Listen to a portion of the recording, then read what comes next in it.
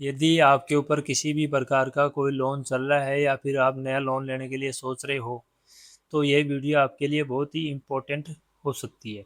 बहुत सारे लोग ये सोचते हैं कि लोन क्लोजर और लोन सेटलमेंट एक ही चीज़ है, लेकिन मैं आपको बता देता हूँ, दोनों में ज़मीन आसमान का फ़र्क होता है।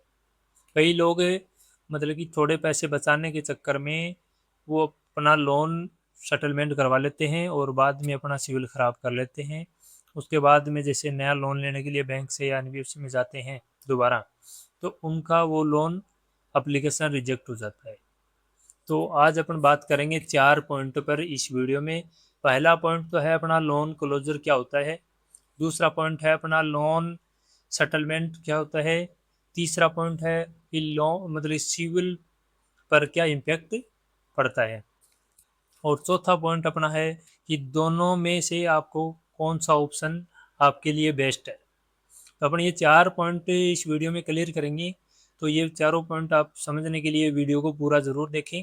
बात करते हैं लोन क्लोजर की। तो सबसे पहले अपन बात कर लेते हैं लोन क्लोजर की। जैसे आपने बैंक से लोन लिया, तो आपने जितना अमाउंट बैंक का अमाउंट लोन अमाउंट है और उसका जितना इंटरेस्ट अमाउंट है, उन दोनों का अमाउंट को मिलाकर आपने मतलब कि बैंक को रीपेमेंट आपने पे कर दिया, तो उसको बोलते हैं लोन क्लोज। ठीक है।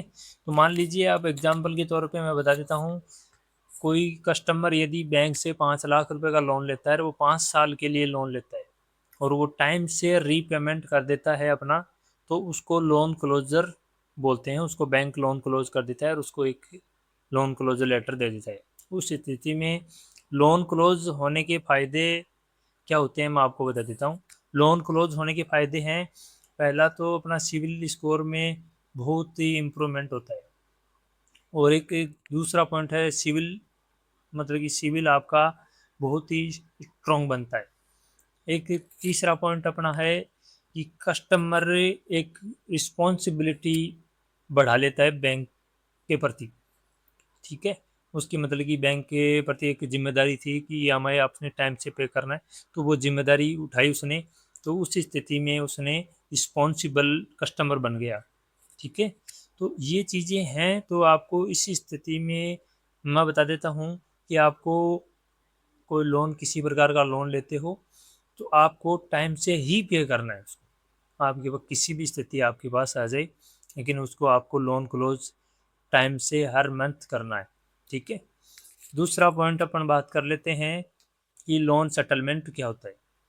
लोन सेटलमेंट ये होता है, जैसे मान लो कि किसी प्रकार का आपने लोन लिया और उसको आप कुछ दिन तक जमा किया, और उसके बाद में कि आपकी स्थिति मतलब कि ऐसी हो गई कि आप उसको जमा नहीं कर सकते, या फिर कोई भी कारण आपके पास हो गया कि आपके फाइनेंशियल फ्रीडम में कोई प्रॉब्लम आ गई, तो इस स्थिति में आप उसको जमा नहीं कर सकते।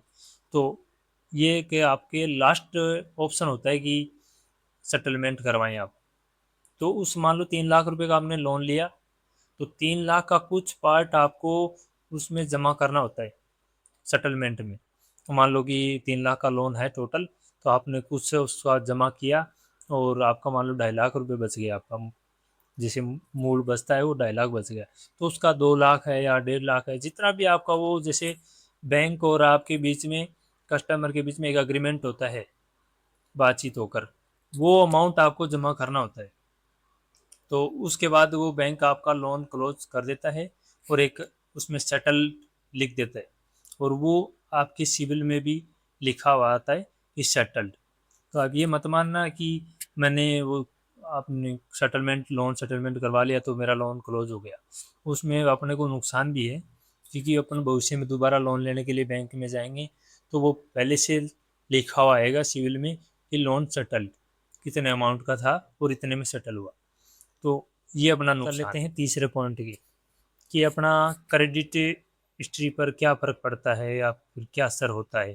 तो क्रेडिट पर अपना मतलब कि सिविल स्कोर पर सीधा सीधा असर होता है। जैसे लोन आपने लोन क्लोज और लोन सेटलमेंट में दोनों में एक ही फ़र्क है। लोन क्लोजर में तो आपका सिविल मजबूत बनता है और भविष्य में आपको दोबारा लोन मिलने की पॉसिबिलिटी बढ़ जाती है।